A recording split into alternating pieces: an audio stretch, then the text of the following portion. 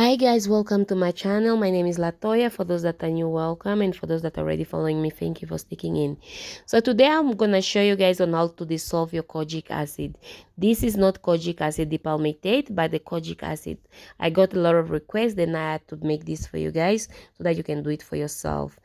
Always measure your products, guys, mostly when it comes to kojic acid, because kojic acid is very unstable.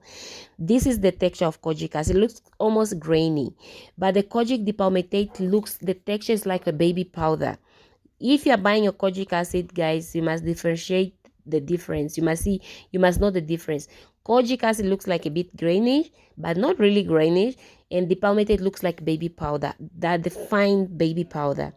So always try to zero out your measuring your measure your powders and your oils.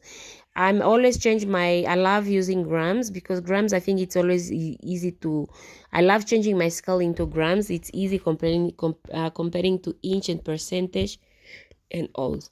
So I'm using 2 grams, or let's say 2% of kojic acid powder. Always, guys, kojic acid needs to be from 1% to 3%. Don't go overboard, please. So I'm using 2% of kojic acid powder and 8% of witch hazel. Remember, guys, if you don't have witch hazel, you can use distilled water, aloe vera juice, rose water, but do not use tap water. Do not use this boiled water. No, you must use distilled water, rose water, aloe vera juice. Please, guys. And another thing you need to remember is that kojic is very unstable. Let's say if you want to do a serum for kojic, kojic can only function when you mix with another lightening agent. So I use witch hazel because you guys know the benefit of witch hazel. It lightens the skin, brightens the skin, helps you with sunburn, melasma, acne, and all of that. So now I boiled my water and then pour into a bowl in order for us to do the double boiler to dissolve this kojic acid. So I pour my kojic acid powder into my beaker where I put the witch hazel, and then after that we're gonna put it into our double boiler. I didn't want to boil it straight from the stove because I don't want to kill the benefit of the witch hazel and the kojic acid. So you put it like that, leave it to cool down, leave it to dissolve slowly, don't rush.